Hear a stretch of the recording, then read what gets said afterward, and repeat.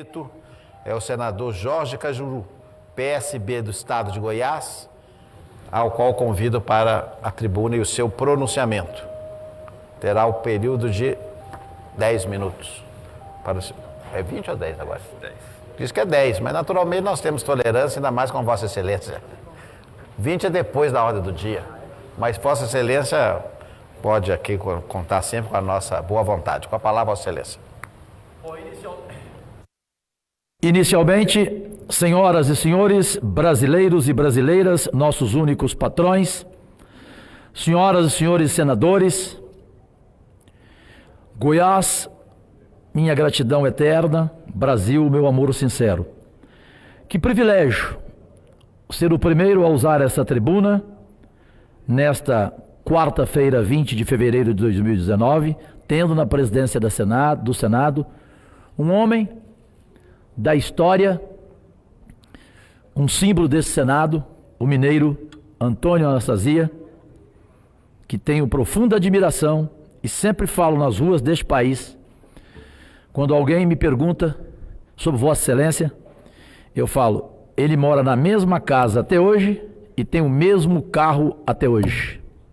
Ou seja, isso é um diploma para um homem público, para um empregado público. Uma pena que Minas Gerais não soube ver dessa forma. Não tenho nenhum medo de falar isso. Se o atual governador não gostar, é problema dele. Eu não estou aqui para agradar ninguém. Eu estou aqui para falar com a minha consciência aberta. Eu tive agora um privilégio. Tenho todo dia, graças a Deus. Na educação, um senador Cristóvão Buarque a me orientar e a me entregar como herdeiro dos seus 118 projetos de educação e saúde, que ele gostaria de, se fosse reeleito, apresentá-los aqui no Senado. Na saúde, um orgulho, uma mulher de Deus, uma mulher iluminada, a senadora Heloísa Helena, que além de ser voluntária, como Cristóvão Buarque, agora ela virá para o meu gabinete 16. E na área política, senadores, tenho o orgulho de também falar que este é um mito na história do Senado brasileiro, de poder por telefone, uma vez por mês ele vem aqui, todo dia me aconselhar ali no cafezinho, 20 minutos antes de começar a sessão, falar com o gaúcho Pedro Simão. E foi o que eu fiz agora, senador paranaense, que também é um orgulho dessa casa, Flávio Arnes, que voltou porque aqui é o lugar dele, depois de toda a sua luta. Ele percebeu, ouviu, e inclusive o senador Pedro Simão disse simplesmente, olha que coisa bonita, disse, manda dizer a ele, Cajuru, que eu o amo e que eu vibrei com a vitória dele. Foram essas palavras, além de outras que eu lhe passei, e já passei para Vossa Senhoria também, para Vossa Excelência, o telefone de Pedro Simão. Mas, senador Paulo Paim, me parece que o Teomário está aqui já, não? Tá, senador Teomário. Conversei muito agora, pedindo conselhos ao Pedro Simão, que ele é o meu conselheiro político. Eu não aciono a boca sem falar com ele. Ele com seus 88 anos de idade, lucidez total. Pela última vez eu vou falar aqui, porque hoje o assunto da reforma da Previdência será a pauta principal, além de projetos importantes aqui hoje. Sobre os áudios apresentados em toda a imprensa ontem, das conversas entre o presidente da República, Jair Bolsonaro, e o seu ex-secretário-geral e coordenador-geral da campanha, demitido, Gustavo Bebiano. Perguntei a opinião do senador Pedro Simão. Graças a Deus, eu já estava pensando como ele. Claro que ele acrescentou muito mais, porque é sábio e muito mais preparado do que eu. Ele começou o seguinte, Cajuru, esse caso se trata primeiro de um vigarista. Qual que é o vigarista? O secretário-geral, o Gustavo Bebiano. Falou, Cajuru, isso não se faz nem por uma questão de amizade. Ele era amigo do presidente, da cozinha, foi coordenador da campanha, foi escolhido secretário, ministro, secretário-geral da presidência. Então isso não se faz, Cajuru, de forma alguma, Cajuru. Cajuru, ele tinha que pensar no Brasil, tinha que pensar no país, porque a nação está querendo de nós agora o quê? E principalmente do presidente Jair Bolsonaro, serenidade, e velocidade nas ações que o país precisa, geração de emprego, as reformas que sejam discutidas aqui, em mão dupla com a sociedade, e com este Congresso Nacional. Então, Cajuru, ele precisava pelo menos cair de pé e não cair de joelhos. Foi muito ruim a atitude dele, muito ruim para o país o que aconteceu. Então, essa é a primeira defesa que faço ao presidente Jair Bolsonaro, que foi traído, literalmente. Agora, eu não posso deixar de mostrar aqui os dois lados.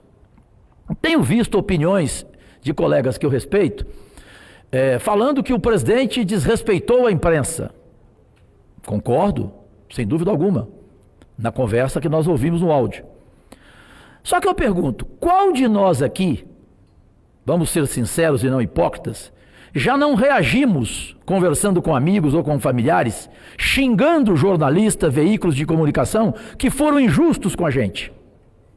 Inclusive o senador Pedro Simão lembrou, Cajuru, eu quando eu pedi a CPI no governo do Lula, a Globo me criticou, Cajuru, injustamente. Ou seja, até na hora que a gente age bem, às vezes a gente é injustiçado. Ele lembrou. Então, essa história de agora, eu sou da imprensa, hein? Paparicar a imprensa e não se pode fazer isso com a imprensa, tudo bem, eu entendo. Até porque a Rede Globo de televisão tem uma história linda. Ela é muito mais benéfica a história dela do que maléfica ao Brasil. Quem conheceu o fundador dela, Dr. Roberto Marinho, ele foi o maior patrão da história da televisão brasileira. Eu trabalhei 40 anos na televisão. A televisão brasileira nunca teve um patrão igual o Roberto Marinho. Ele era o único que contratava jornalista de esquerda na época da ditadura. Ninguém contratava, ele contratava. Outro, funcionários aposentados, sem condições financeiras, ele pagava até a faculdade dos filhos, até a formação deles. Então foi um patrão histórico, indiscutivelmente. Agora, o outro lado, aí vem a Globo e fala, porque a Globo trata todo mundo bem, a Globo não trata ninguém como inimigo. Não, por favor, aí não, né? Vamos lembrar de Leonel Brizola, que conseguiu um direito de resposta histórico no Jornal Nacional, vocês se lembram, lido por Cid Moreira, né?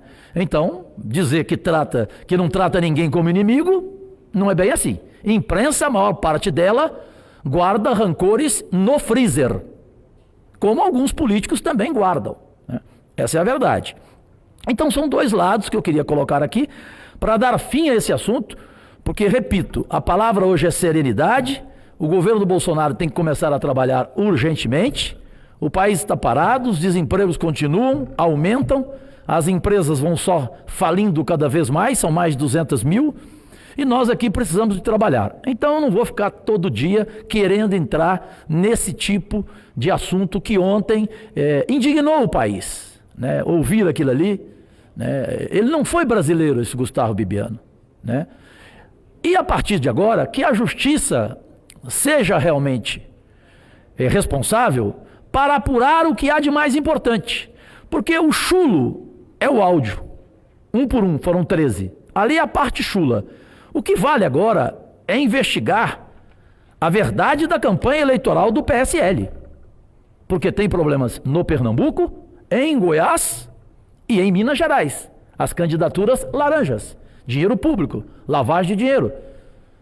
São suspeitas. Eu não estou aqui julgando ninguém. Eu quero que a justiça investigue e julgue. Porque isso também a gente não pode calar, né? Para respeitar o presidente Bolsonaro, a gente não pode ignorar, né, a profundidade e a gravidade dessas acusações feitas.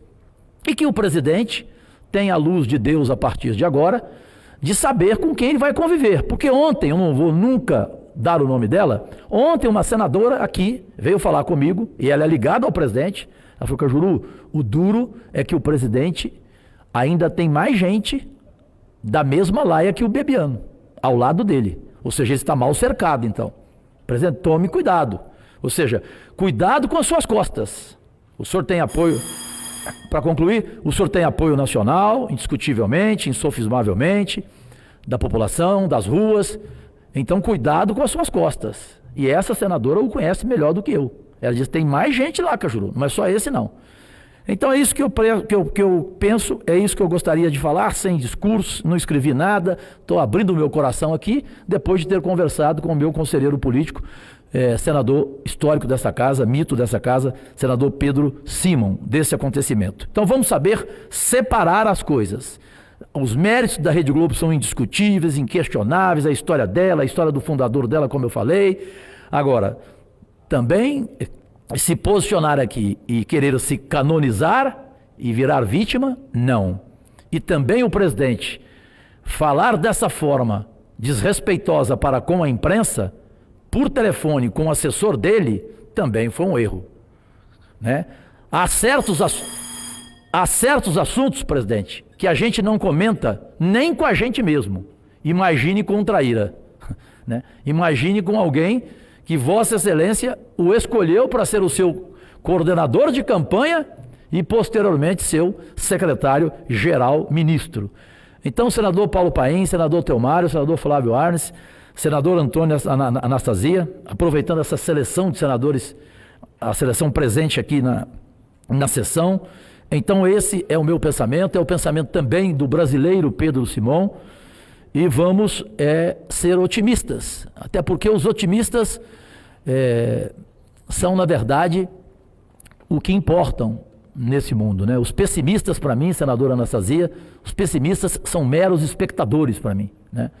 Então eu sou um otimista, sou um brasileiro, amo meu país, jamais vou fazer sabotagem com o governo do Bolsonaro, não sou de oposição, sou de posição, é diferente. E quando atuo de forma opositora, ela é responsável, nunca será irresponsável. Então, minha defesa feita ao presidente, minha crítica feita a ele, por ter demorado ele e seus homens de confiança a perceberem quem realmente estava ali do lado deles. Porque isso é duro. Você guardar as gravações, eu concluo. Eu agiria da seguinte forma. Quem discordar aqui de mim, por favor, discorde publicamente. Eu agiria assim, humildemente, presidente Anastasia. Se eu converso com o presidente, com o meu chefe, e ele falou tudo aquilo que ele falou, eu chegaria nele, presidente, desculpa, essas gravações aqui, eu vou apagar todas. Eu apagaria todos os áudios. Porque o telefone celular pode ser roubado, né? Pode ser esquecido em algum lugar, alguém pode pegá-lo e amanhã gravar. Então aquilo ali só iria prejudicar o país, nesse momento difícil que o país vive. Então se eu fosse esse que o Simon o tratou de vigarista, esse Bebiano, eu apagaria os áudios e pediria paz ao presidente, serenidade ao presidente e tentaria resolver isso da melhor forma possível. É o que eu tenho a dizer e daqui para frente só voltarei lá da minha mesa para tratar de reforma da Previdência e dos projetos importantes, inclusive o que Vossa Excelência Antônio Anastasia sempre de forma cirúrgica relatou, que é o projeto do terrorismo, né? É o projeto Bomba, né? E nós dois, o presidente e eu, o Lazia Martins Gaúcho também perguntou, nós dois quase nem almoçamos. Eu terminei a sessão da CCJ, presidente, com um terrorismo de fome, porque eu sou diabético, a cada 3 horas eu preciso me alimentar. Agradecidíssimo pela compreensão do tempo, presidente. Muito obrigado, eminente senador Jorge Cajuru, cumprimento Vossa Excelência pelo pronunciamento e agradeço também a palavra sempre carinhosa e afetiva que Vossa Excelência dirige à minha pessoa. O próximo inscrito...